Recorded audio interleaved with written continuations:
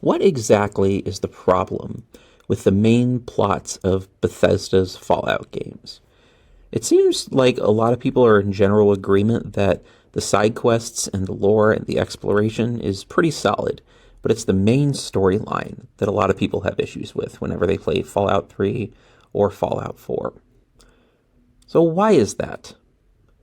Well, I would say, I would argue, rather, that one of the main reasons is the obsession that Emil Pagliarolo, the main writer of both stories, has with making the protagonist a Christ figure.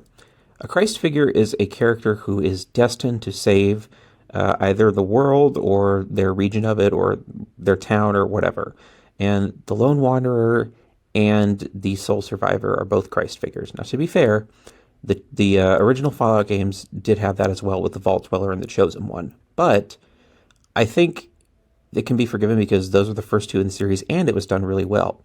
It's not done particularly well in Fallout 3 or Fallout 4, especially not Fallout 3, because before the patch, the obsession that Emil Pagliariello has with making Project Purity the player's crucifix means that the ending makes no sense and is very frustrating without the Broken Steel patch. So I decided to fix that with Fallout 4 Rewrite, my own personal take on the Fallout series. One thing I like to do is I like to take side characters that are insignificant and unimportant and give them larger roles. And that's what I did with the entire community of Sanctuary Hills. I tried my best to make them all their own people and to give them each their own arcs in the small amount of space that I had.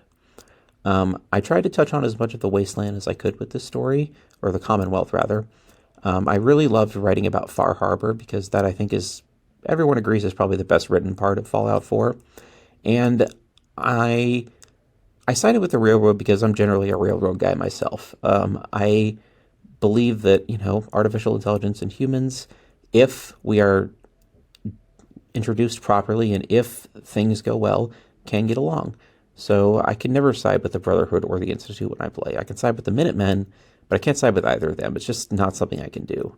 I like synths too much. So that's the main reason that Fallout 4 Rewrite ends up the way it does. I hope you guys liked my take on it.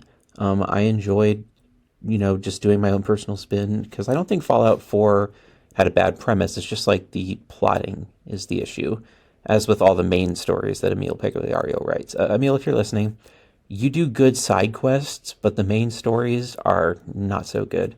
Sorry, bro.